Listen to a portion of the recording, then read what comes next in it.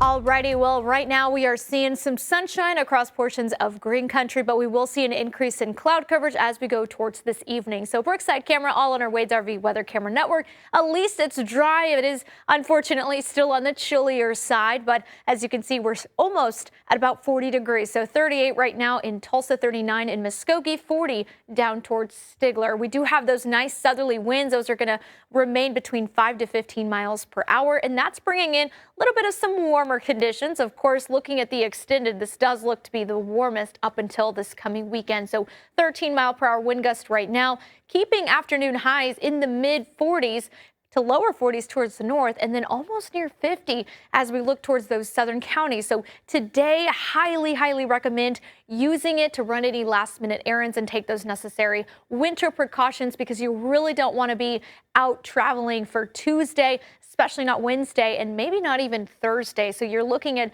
these next few days where not only are we talking about some winter weather moving in, but then extremely cold temperatures just after it. So let's go ahead and look at what we're seeing so far with the latest data. We are going to be dry for your Monday. The rest of this evening still looking dry. We'll notice these temperatures are going to be in the upper 30s, and then we're going to drop below freezing through the overnight hours, and then we're just going to see these temperatures continue to drop in the area. You'll notice we'll start off with a little bit of some wintry mix. This is where I'm more worried, because we could be dealing with a nice glaze of ice first, then transition more into sleet before we get full snow, and that won't happen until later towards the afternoon and evening. So this winter storm is going to be an all-a-day event. As we can see over towards 10 o'clock hour, we're still dealing with that wintry mix.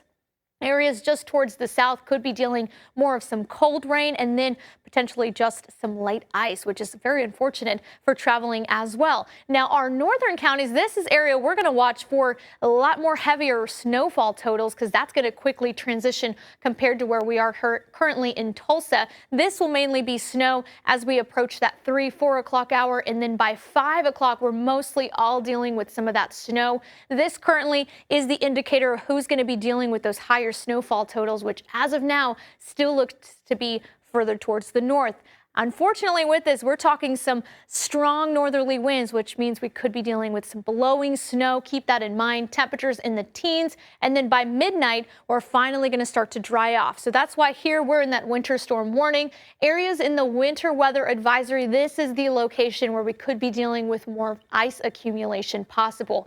In terms of snowfall totals, we're looking between 3 to 5 inches. This will vary because of the amount of precipitation that we're actually seeing before we transition into more snow. As you can see there, between 5 to 9 inches. And then after that, extremely cold conditions right after. We could even be breaking some records. As you can see, Wednesday, Thursday, Friday could be shattering those records as highs. And also for your lows, you could see -1 for Thursday before we finally warm up above freezing by Saturday.